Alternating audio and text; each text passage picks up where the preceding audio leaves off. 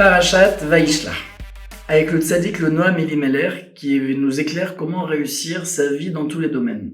Alors c'est simple, il rapporte le verset de la paracha, Yaakov resta seul, un homme lutta avec lui jusqu'à l'aube.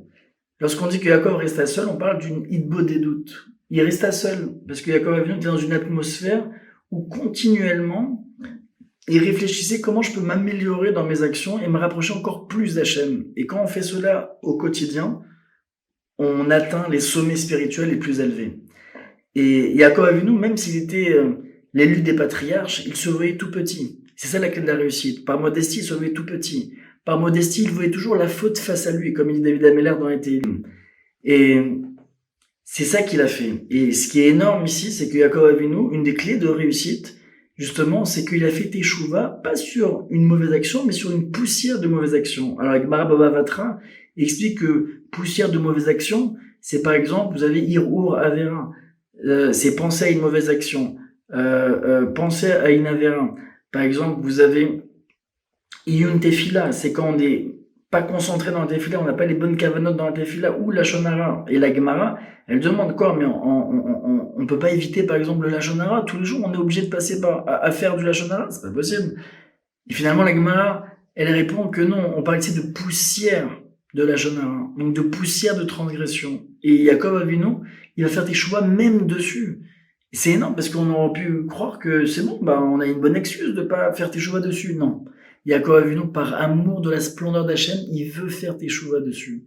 Et la suite du verset, qui est un homme lutta avec lui jusqu'à l'aube. Un homme lutta avec lui, c'est quoi? C'est Yaakov Avinu, il lutta avec ses poussières de transgression.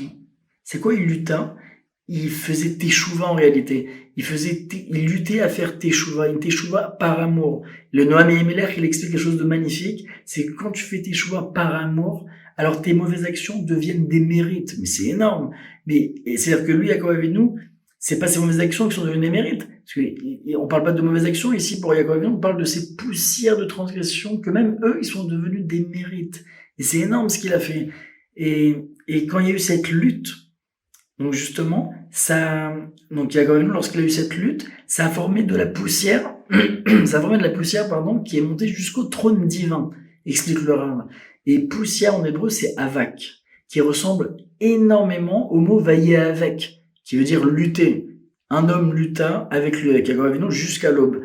Donc, c'est quoi lutta? C'est vaillé avec en hébreu, qui ressemble à avak, poussière. Et vaillé avec, donc ce mot qui veut dire lutter, a la même gematria que Kisei HaKavod, le trône divin. Donc on voit que c'est précis ici. Ici, c'est énorme ce qu'il y a en inversé, ce qui nous apprend le Noam Elimelech. Et il n'a pas fini, parce qu'il nous explique que c'est quoi jusqu'à l'aube. Donc je répète le pasouk. Yaakov resta seul, c'est la hitbodedut, on a expliqué. Il fait teshuva sur justement les poussières de transgression.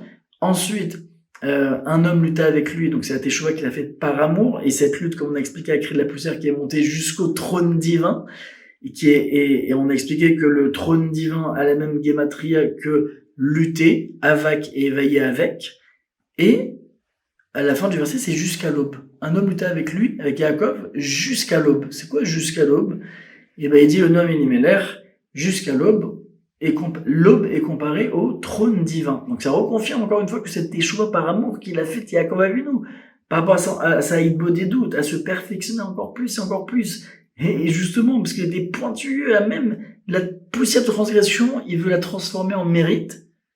Et c'est monté jusqu'au trône divin. Hachem, il a pris sa teshuva par amour. Hachem, c'est monté jusqu'à chez Hachem.